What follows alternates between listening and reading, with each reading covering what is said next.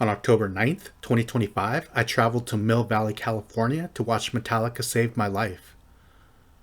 Lars Ulrich and director Jonas Akerlund were there doing a Q&A afterwards.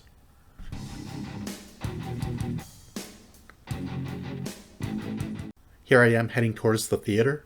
I brought something for Lars to autograph if I had the opportunity to meet him. Spoiler alert, I didn't.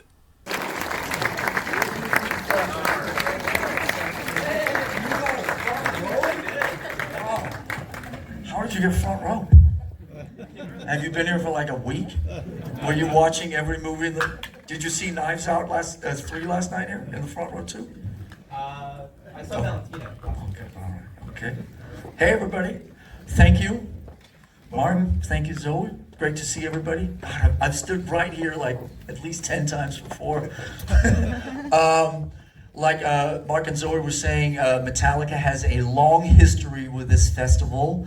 This is our hometown, our backyard, our home field, whatever, however you want to say it. And I have been coming and seeing movies here all week. I don't think you were here yesterday, but I was here. I saw Knives Out 3 last night. I saw Train Dreams. I saw Mastermind here. You guys want to get into anything about any of those movies? No? Okay. Yeah, but that wasn't here. Okay, I'm talking just in this room this week. And Metallica's had a long history with this festival going back to, maybe some of you were here for the 2013 premiere of Through the Never. So that's 12 years ago, and thank you very much, yes. And I've hosted many movies here and cool Q&As and had all kinds of super fun and interesting artists here. And there was actually even one year where James Kirk, all 4 members of Metallica hosted a film. And so James Kirk and Rob also have their own history here. But enough about the past. This is about tonight, and Metallica Saved My Life. And this is really not just so much about Metallica, but really about you guys, and really particularly about you, and you grabbing that front row seat, and your whole backstory. But the idea came a few years ago of kind of, sort of turning the camera a 180 and celebrating. We were up on stage and playing all over America and the world, and playing shows and seeing a lot of the same faces down in the front rows. And we actually, we started selling a ticket called the Black Ticket in, 18, somewhere around there, about 6-8 years ago, where you could, if you had this ticket, you could come to every show on the tour. And we realized that the people who bought this ticket actually took us up on that, and actually came to every show on the tour. It was like, wow, there's so-and-so, and there's so-and-so, and there's so-and-so. And so the idea slowly came to fruition about celebrating those guys and gals, the fans, the diversity, the community that they were forging out on the road as they were following us around, and really just celebrating the community out there. And like we talked about earlier, for me, being in a band, growing up as an only child, the main reason I wanted to be in a rock and roll band was to be in a gang, in my own community, in a collective, whatever word you want to attribute to it.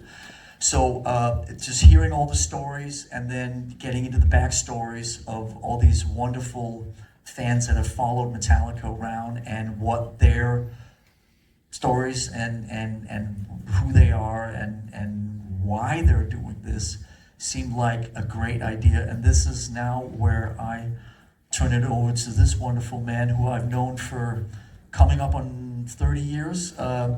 We started making videos together back in the mid-late 80s, mid-late 90s with Turn the Page and Whiskey in the Jar, and subsequently Man Unkind, etc. And this is my fellow Scandinavian and the director of this film. This is Jonas Akerlund.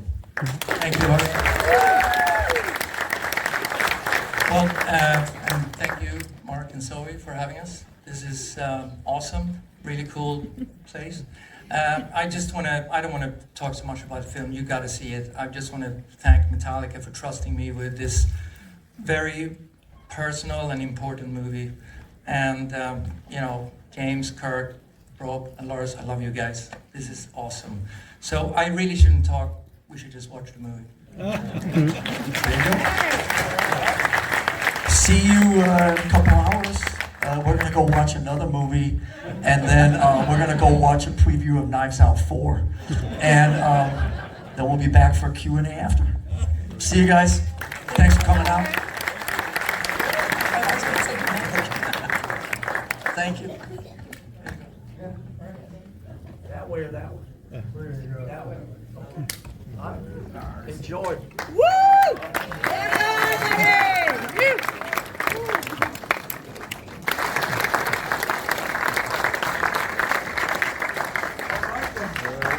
Okay, flowers, Everything. moss. We don't spare a dime. Okay, wow. Okay, well, I don't think we had flowers at Tribeca. Did we have flowers at Tribeca? Okay. What's happening, people? You guys are still here. Thank you, Mark. Well, thank you. Thank both of you. We wouldn't be sitting here talking about it if it wasn't for the two of you. So I want to ask you, obviously we know there's rabid fans, there's thousands of people, but there's one right here.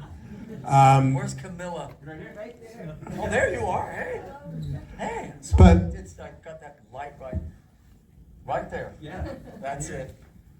Well, we'll get to them in a minute, but the question I want to ask is, I don't know of any band that has this kind of engagement with their audience than Metallica.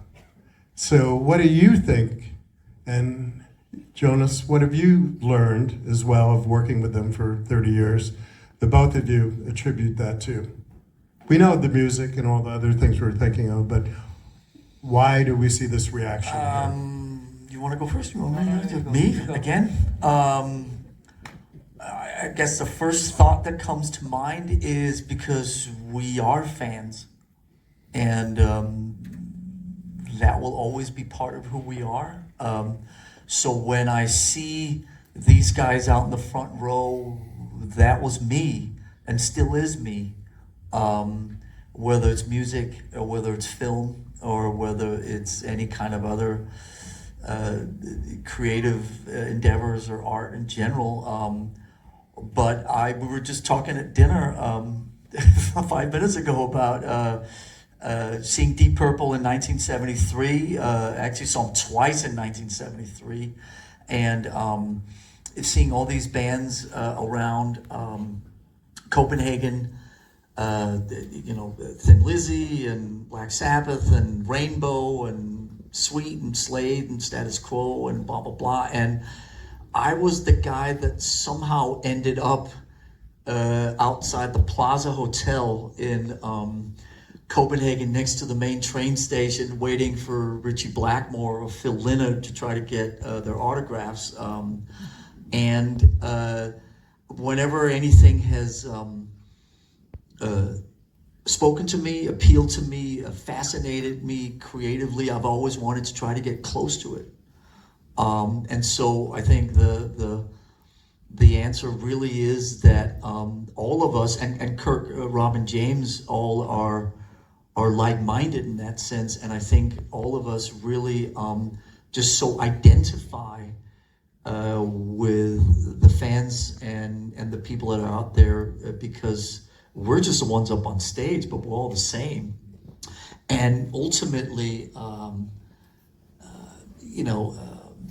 if there's any kind of, I'm not big on manifests or MOs or whatever, but if there's anything that Metallica certainly strives for is to try to break down that barricade, that barrier that exists between a band and an audience, and try to do away with whatever it is that separates us, and try to have us all just be one, sharing an experience together. And so that's sort of what's in our headspace. That was in our heads when we started 150 years ago, and that's still in our heads now. The only difference is that what we're doing is connecting with more people than it used to. Yeah, well, That was the short answer. that's the short answer. Well, I want to get Jonas's thoughts of not only working with you, but obviously directing this film. But a word that comes to mind for me is authentic. Both the band and the members of the band, that it comes across all the time. But Yeah, and I mean, very much like Lars is saying, I mean, this wouldn't have existed unless they were fans and also invested so much time in it and really care about it. Like, you know, because a lot of bands that I work with never do that. But the fact that the band has been so open about their issues to really make it authentic, and that draws different types of stories that I didn't really expect I was going to see. You know, I started myself going to Metallica shows, and I was also that guy that was, you know, getting the autographs, so I could identify with it. But I was prepared for beer drinking, headbanging young males, and then this happened. Once we started to go deep into it and start to see the diversity and hear these stories, and we couldn't really stop. It just kept going and going.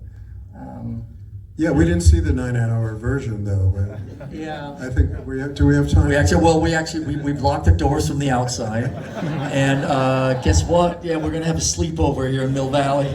The 9-hour version is imminent.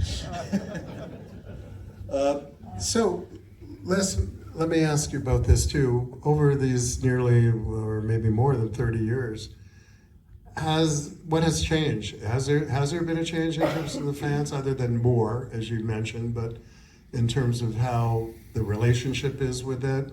Or is it, again, as Jonas was saying, the consistency, the honesty, the authenticness of, you know, the band members and the relationship with your community? Yeah, I mean, the first thing that comes to mind when you say what's changed is social media. So social media. What's that? It's coming to Middle Valley soon.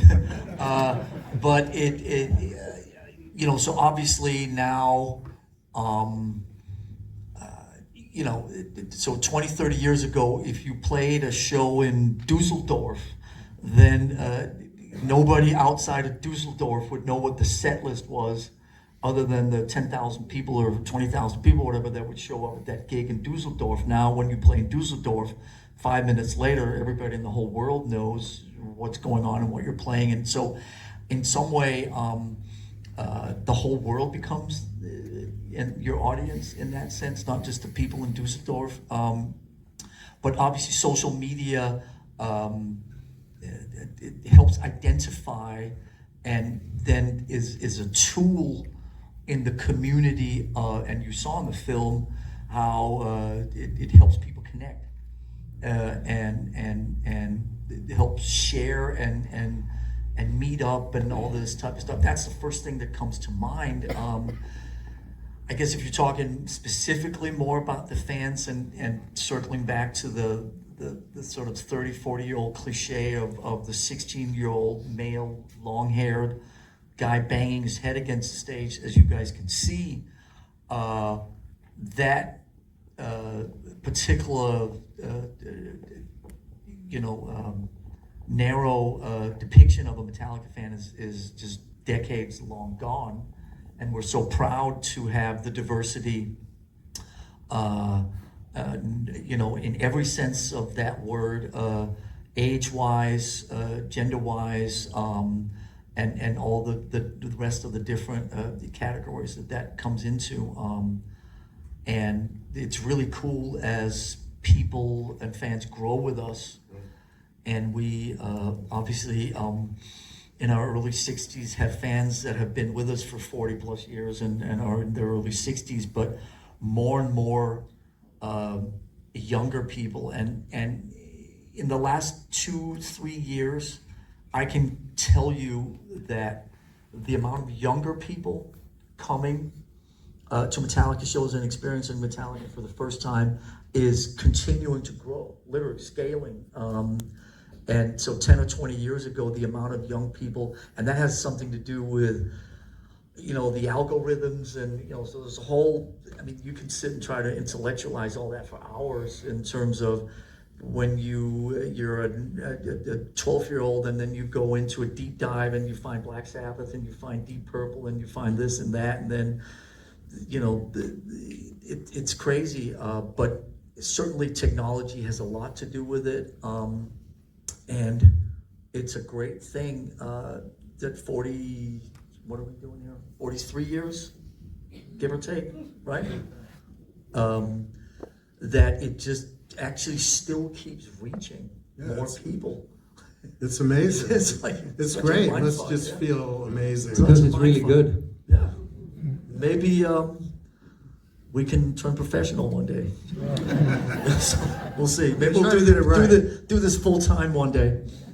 But I have to say the one thing that fascinated me was beyond the people that actually goes to the show and are privileged to come and see the shows, like the Botswana guys that we found and Arctic Circle and Saudi and all those people that had their stories, their view on this. That really made it an extra layer for me when we started to investigate this. How long were you shooting this? Weirdly enough, the actual shoot days wasn't as much as you may think, but the research to get to that point took a while. So it was a pretty solid year of research before we actually started to shoot. And then we ended up in the edit room for over a year in the edit room. Because I had this massive, my strategy was to have quantity in order to get quality in the edit room.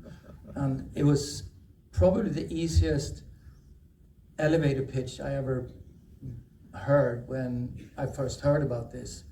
I was like, I'm in. And I didn't realize what it took to get to this point. I was like, yeah, we're gonna interview some fans, it's gonna be awesome, great.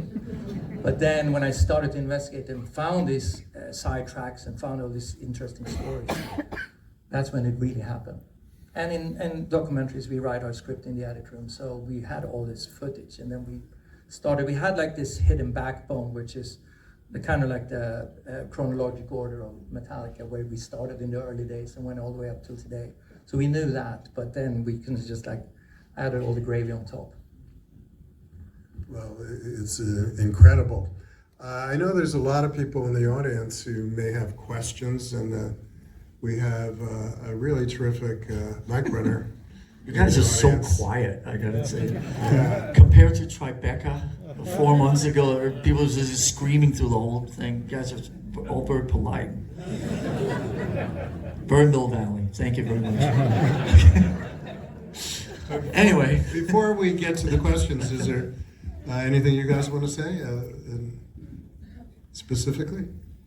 How was dinner? Dinner was Dinner was great. good. Buckle of 44.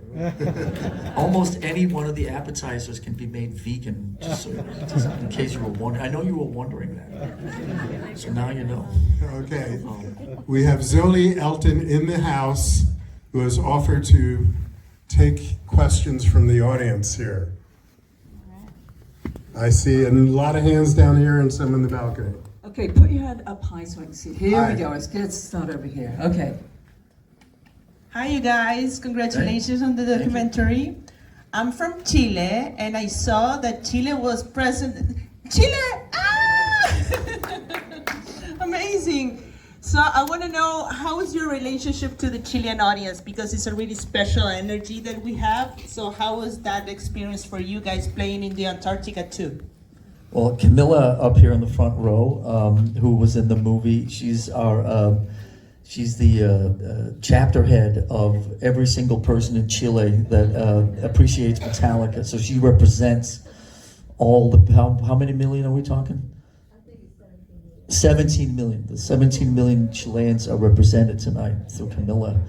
But every time, all kidding aside, of course, every time we first were in Santiago in '93, I believe, and it's always crazy great. We started the last run, right? 2 years ago, 3 years ago, we were in Chile for 4 or 5 days for pre-production. And always great. And actually, I'll tell you something that I hope maybe shouldn't leave this room, but you guys know Cage the Elephant? I saw Cage the Elephant open for Oasis the other day, and we actually did Lollapalooza in Santiago at the end of the Lollapalooza run, and us and Cage the Elephant ended up in a place where they were handing out pisco sours like bottled water, and that did not end well.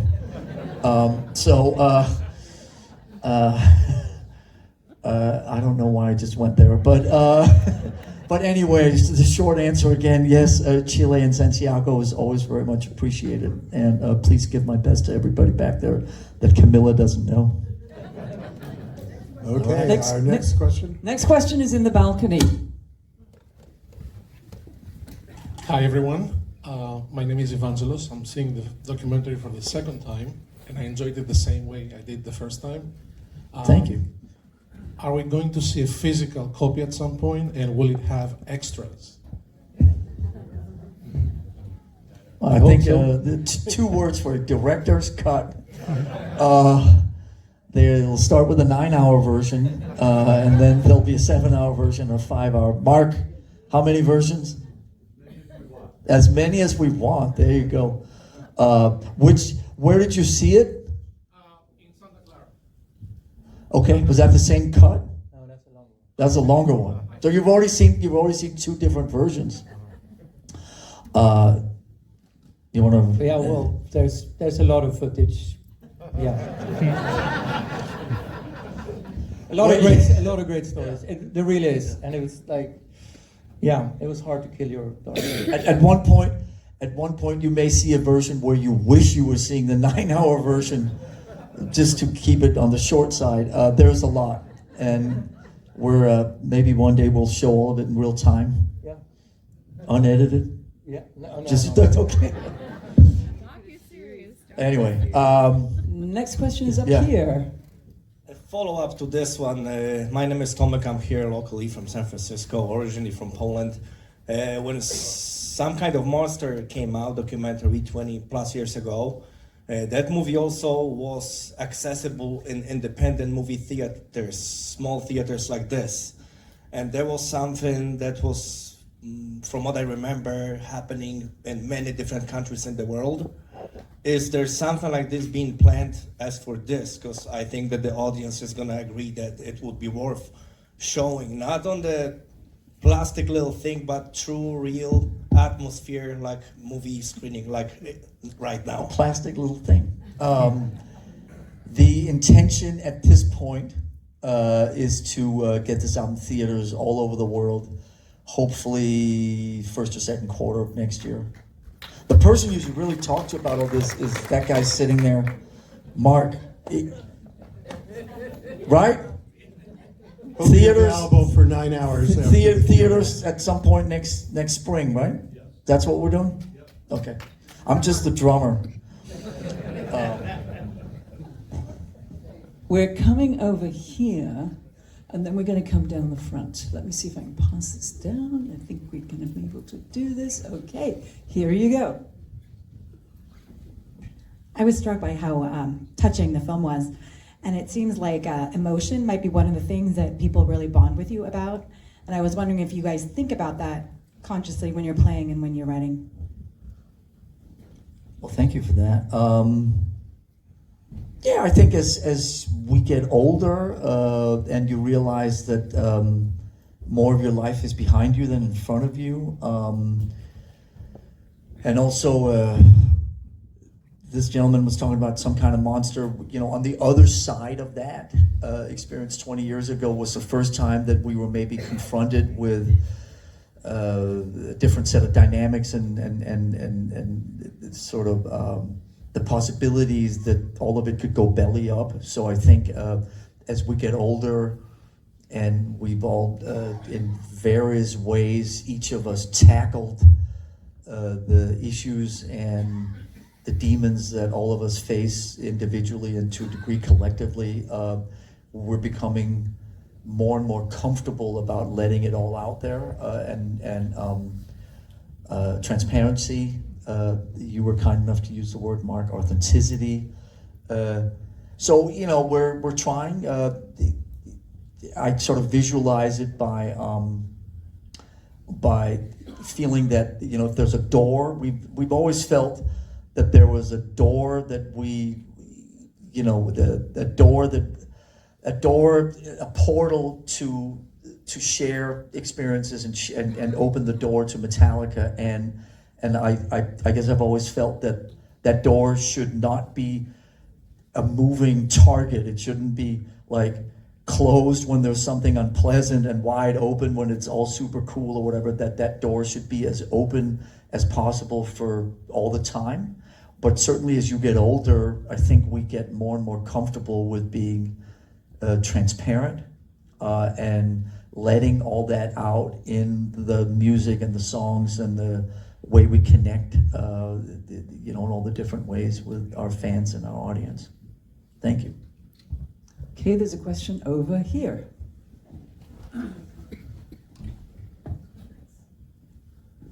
I was just wondering, what tips do you guys have for aspiring musicians who want to create things and end up creating beautiful projects like this?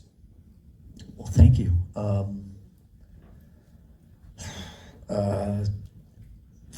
Stick with it.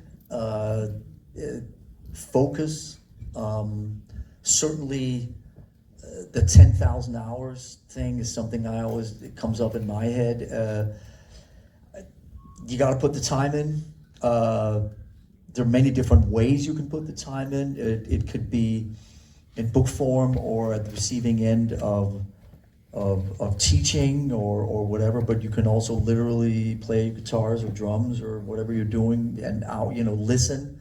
There's no right or wrong path. I think it's pretty clear that with anything you got to put the time in, whether you're making films or running film festivals or whatever. You just got to put the time in, and then maybe be honest with yourself about your motives.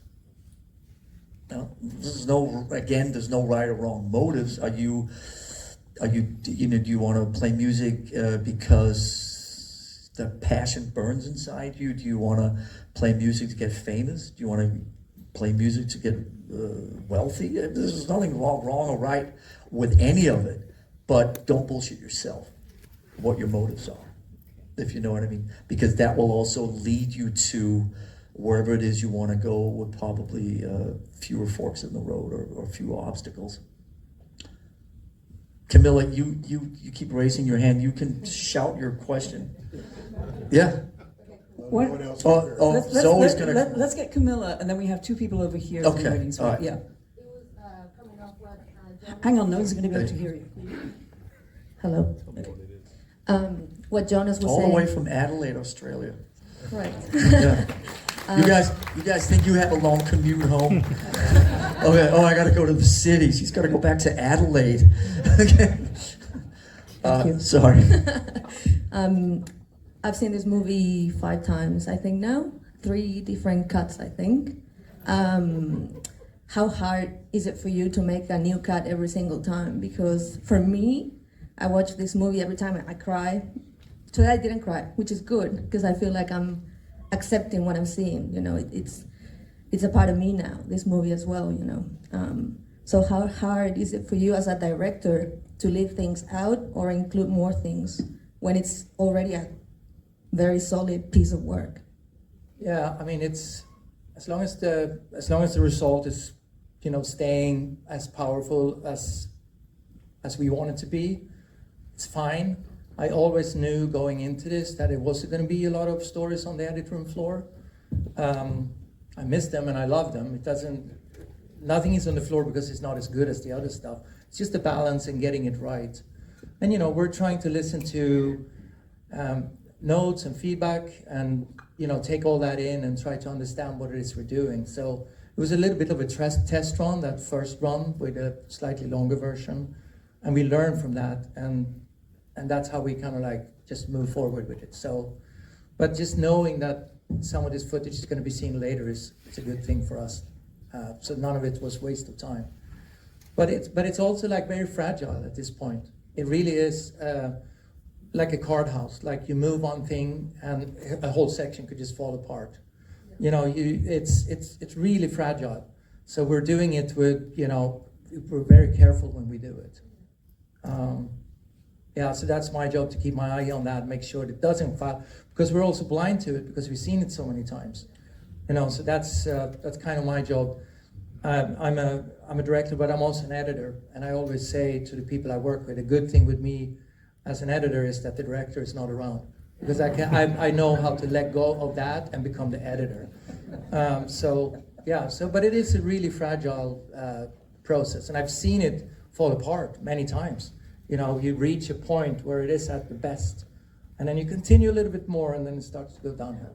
So yeah, it's scary. So this is the no tears version, the no tears cut. I like that. We finally got it. I don't know if any of you guys were clocking it, but we finally got it to under the famous under 2 hours, which is in this case 1:59 and like 52 seconds or something. Thank you. Anyway, over here. Right. Yeah. Lars, when you watch the movie and you see all the fans and they're saying all these things from all different parts of the world, what does it make you feel about when you first set up? Weepy. With James Metallica? Did you have a vision then? Could you put it into words, or was it just, fuck yeah, let's do this? And are you galvanized to take the band into a new chapter when you see all these fans saying what they're saying? Well, thank you for that. No, it's a lot of different emotions. The first time we saw this in Mexico City about a year ago, we were all just sitting like crying, weeping,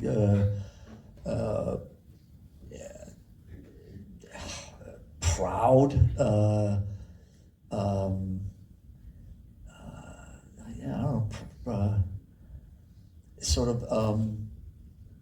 Just appreciative, grateful, probably mostly, the craziest thing for me, because, when James and I started, I was 17. And so this is basically everything. This is the only thing I've ever done in my life. And so, when you watch this movie, when we watched it the first time, it's basically like your whole life in front of your, flashing in front of your eyes. This is not just a part of it. And then when I was doing that, and then, this is everything I've ever done other than the first 16 years of attempting to play tennis. And so from 17 on, this is it. You're looking at my life. So it's kind of a bit of a mind fuck. The sort of the fact that it's still connecting, the longevity of it. That's in the purest moments. It's being probably dumbfounded by the fact, because if you and I were sitting here or whatever, sitting anywhere in 1983, right, 42 years ago, going in 2025, 42 years from now, we'll be sitting in a movie theater looking at all this, and Grammys and stadiums and like I said, that would not be an option of how that was going to play out. Also because in 1980 whatever, nobody, when we started Metallica, I love to get people's reaction when I say this. When we started Metallica, Paul McCartney, Mick Jagger, all those guys, they were still in their 30s. That's fucking crazy, right? They were still in their 30s. So the idea that you could play rock and roll in your 60s, much less play rock and roll in your 80s like those guys are doing now, or Springsteen in the 70s, or Neil Young, or all these amazingly cool people, that didn't exist. So the idea, it's like, okay, fine, let's start a band, and then 5 years from now we'll get real jobs and whatever else. And so the fact that 42 years later that this is still connecting, with everybody, in terms of just such a cross section of people of all the ages and demographics and countries and all the rest of it. What about the dude, what's his name, the kid playing the riffs, that's just insane. So the idea that that's happened, you know what I mean? Yeah. So, and to the other part of your question, I don't know if it's, certainly that appreciation and being grateful is a part of everything that we do. I don't know if I can pinpoint and say, in 72 seasons, that song has some of that in it, or on, the next album, I don't know yet. So many of the things that you do when you're creating are just subconscious, and sometimes you don't even know for another 10 or 20 years.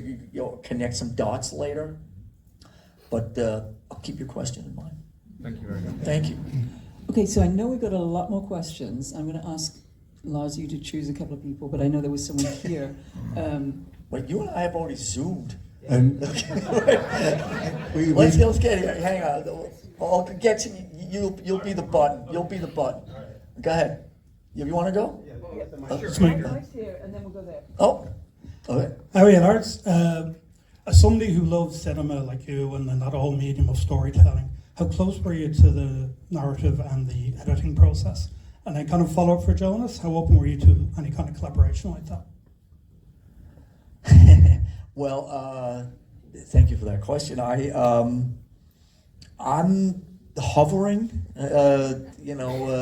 there when I'm needed and trying to stay clear when I'm not needed or get annoying. Jonas and I have known each other for, like we said before, almost 30 years. And I'm,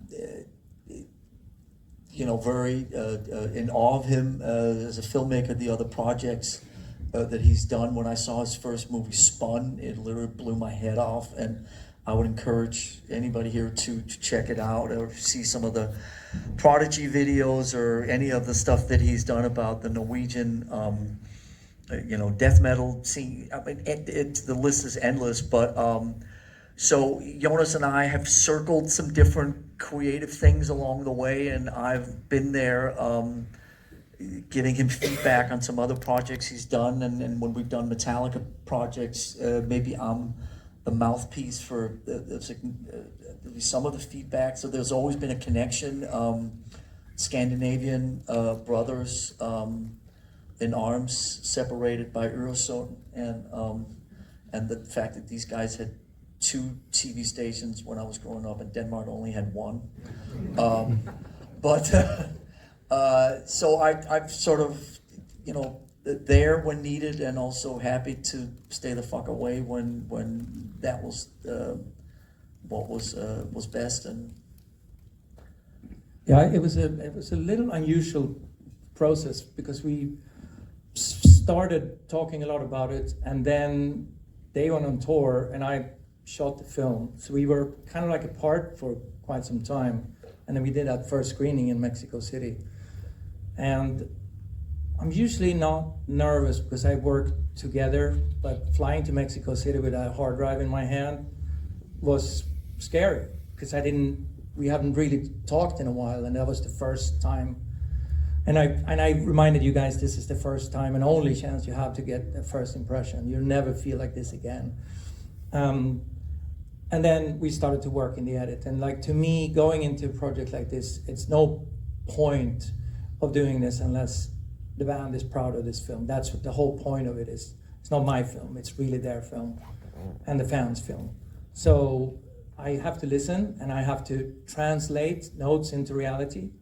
And we can have discussions about stuff, but I know protocol. I know how it works. I've been around long enough to understand. But so far, everything we do, it's amazing. So we're good. Yeah. Next. Hi, Lars. I was fortunate enough to be at the Back to the Beginning, and I wanted to just get your take on any special memory that you might have from that. You know, you talked about how you look at the time in front of you and behind you, and you know that. Yeah, I mean, it was just such an emotional 4 or 5 days. Being there, sound check, everything leading up to it. You know, and then kind of having the show day itself was kind of very focused on just, you know, playing but the whole thing was just crazy and really very just emotional and kind of like other people have used this word, but sort of summer campy, seeing a lot of people that you unfortunately don't see all that often, and maybe also coming to the realization that maybe a significant amount of these people you'll only see either at funerals or at other similar celebrations of other bands who we cherish and appreciate at that level. So a lot of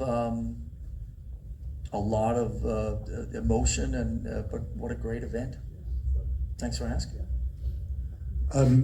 We're going to have one last question from Australia. Have you noticed, like, nobody has left?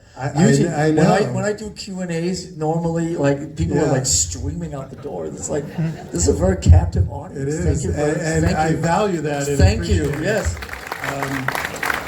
What I was going to say is I feel an obligation that we have people who have tickets to the reception, and there's vendors there and all that, but there is going to be another screening. Yeah, so if anybody wants to come back tomorrow, it's 3 o'clock. I believe it is 3 o'clock. Raphael. It'll be the same edit. Maybe, we'll see. We'll see what they could get finished after the reception. See if we can, but tomorrow, and I'll be stopping by also, so you can see if my answers match. It's like a whole new cut will be tomorrow. Right. Totally different answers. But yeah, what's 1 or 2 more or whatever? Boy, anybody else before we get? They are telling us last question. Last. Had it, but can you do Rochambeau with him? Yeah, Rochambeau. Rochambeau. Okay. No. Go ahead. He was first. He was first.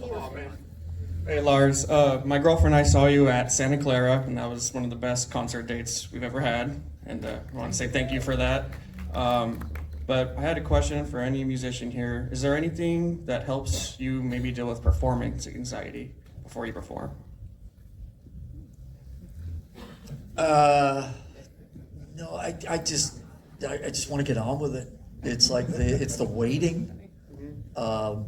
Sometimes it's just like, let's get out there and get amongst it. Just get out there. Somebody said, I can't remember who it was, but somebody said, maybe it was Robin Williams. Somebody, it's like the easier thing is to kind of like go into it instead of like run away from it. So it's just like come out. So it's like if you're on stage, or go to the front of the stage rather than hover at the back. So it's literally just like, hey, how you doing? See, this is less weird than being up there. Because it's just like I'm in it, you know. So kind of just getting out there and in it and in the thick of it rather than kind of hovering or being sheepish about it. Does that make sense? That makes sense. Okay. All right. Last question. That's it. When are you guys going back to Asia? Sorry. The last one, 17. It's been so long. When are you coming back to Asia?